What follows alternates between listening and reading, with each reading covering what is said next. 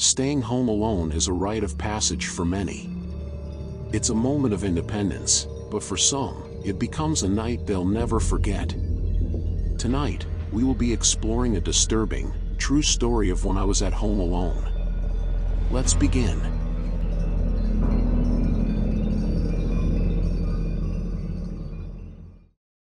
I had just moved into a small townhouse in a quiet suburban area. It was my first time living completely alone, and while I enjoyed the independence, the silence often got to me. This happened during my first month in the house. It was a chilly October evening, and I was trying to unwind by binge-watching a true crime series on Netflix. I had the lights off, only the glow of the TV illuminating the room.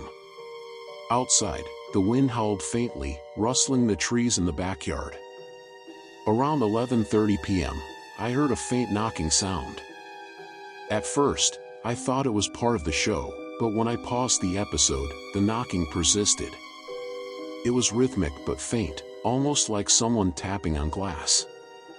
My townhouse has 2 floors, and my living room has a large sliding glass door that opens to the backyard. Cautiously, I approached the door. The yard was pitch black except for the faint glow of a neighbor's porch light in the distance. I squinted, trying to peer through the glass, but saw nothing. My heart was starting to race, though I told myself it could be a tree branch or even an animal. Just as I began to turn away, there was another knock, this time louder. It came from the sliding door again, but this time, as I turned my gaze back, I saw the faint outline of a person standing just beyond the glass. I froze, my breath caught in my throat. They stood completely still, just on the other side of the door, silhouetted against the darkness.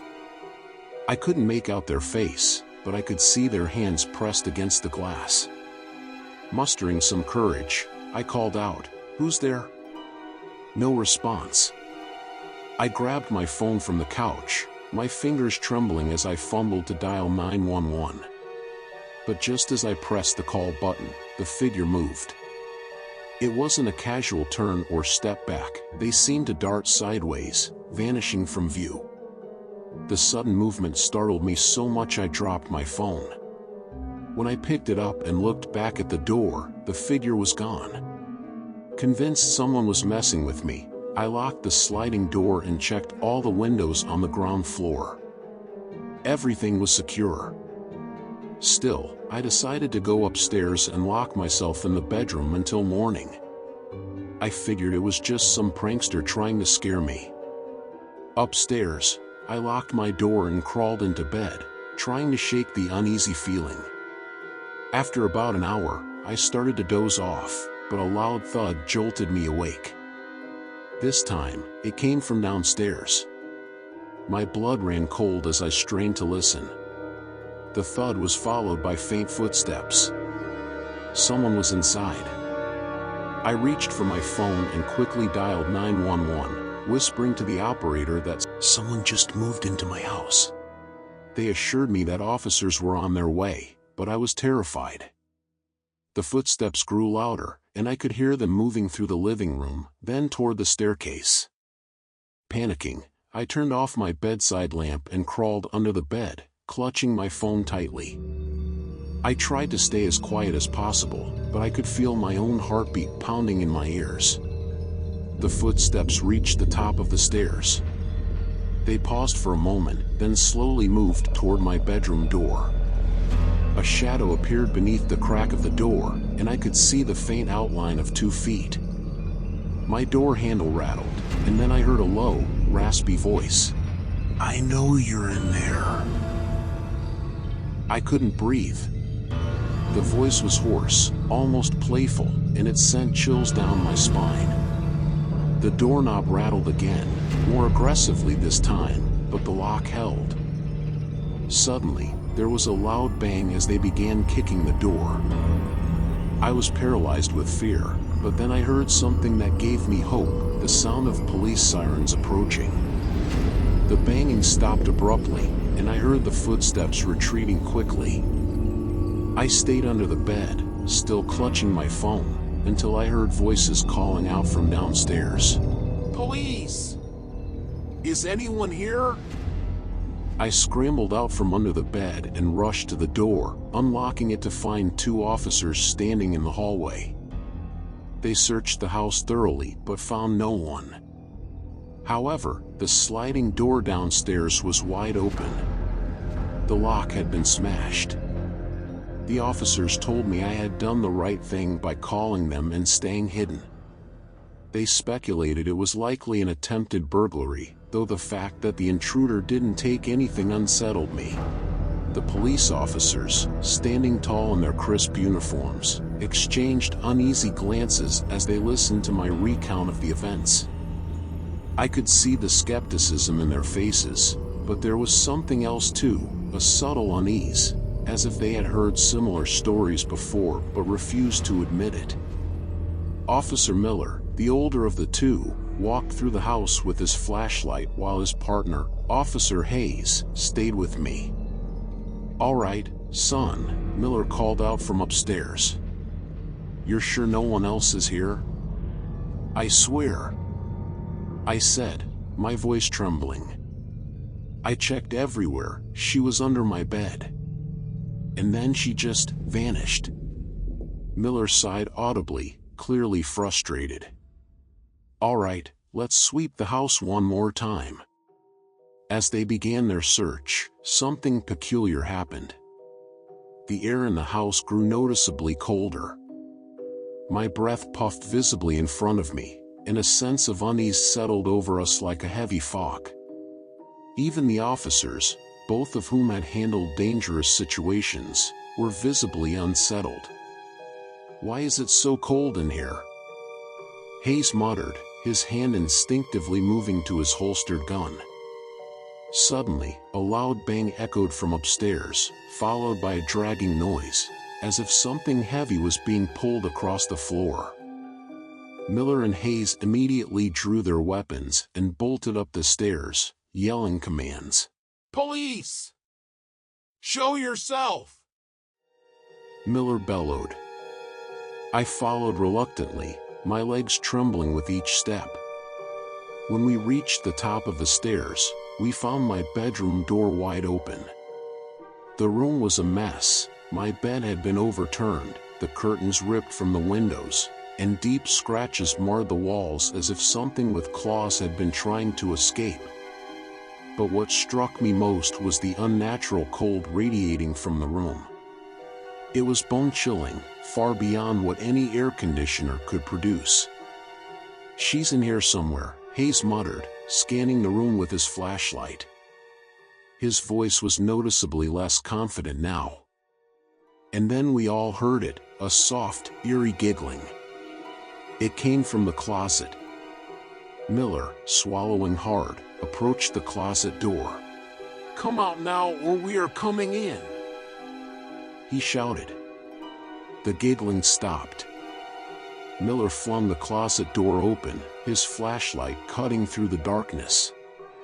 Inside, there was nothing but my old coats and boxes. For a moment, we all stood there in tense silence, wondering if we had imagined it. And then, it happened. The flashlight in Miller's hand flickered violently before going out entirely. The room was plunged into near total darkness, lit only by Hayes's trembling beam of light. Suddenly, the door to the closet slammed shut on its own with a deafening bang. Miller jumped back, yelling, "What the hell?" From the other side of the closet door, the giggling returned, louder, more menacing this time. It was joined by a whispering chorus of voices, all unintelligible but filled with malice. The temperature dropped even further, and the air felt suffocatingly heavy. Hayes stepped forward, his voice shaking.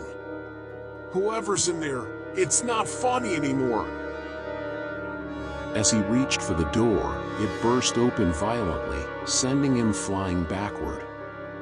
A dark, shadowy figure emerged, its form indistinct but radiating an overwhelming aura of hatred and despair. Its eyes, two pinpricks of glowing light, locked onto us.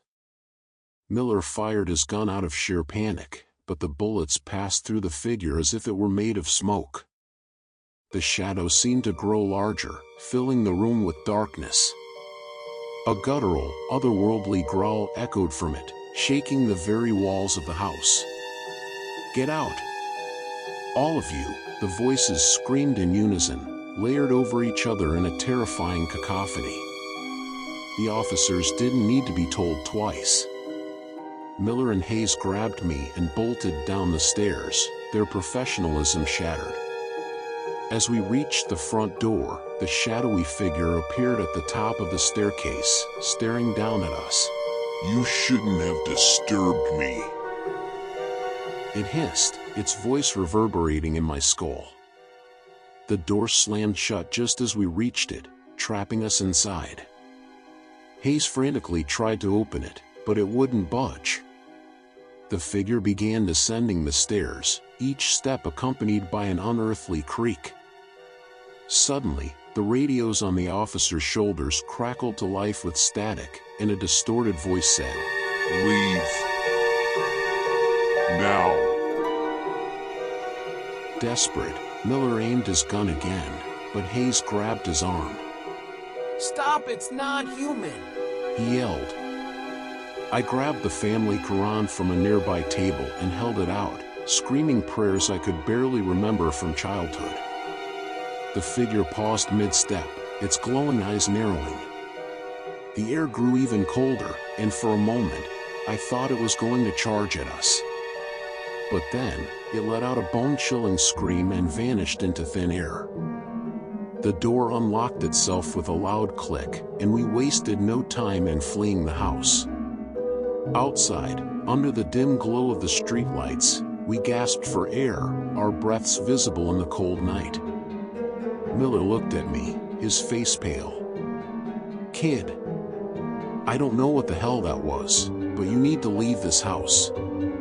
Tonight." Hayes nodded in agreement, his hands still trembling. "Tell your family. Do more prayers. Just don't stay here." I never went back into that house. My parents didn't believe me at first, but when I told them what the officers had seen, they reluctantly agreed to sell the place. To this day, I don't know what that thing was, but one thing is certain, I will never forget the way it stared into my soul, as if it knew everything about me. Since that night, I've kept saying prayers every day before bed, clutching the same Quran I held in that moment of terror. I don't know if it's faith, fear, or both, but those prayers have become a part of my life. And for sure kept whatever it was away. I never saw that figure again, and I pray I never will.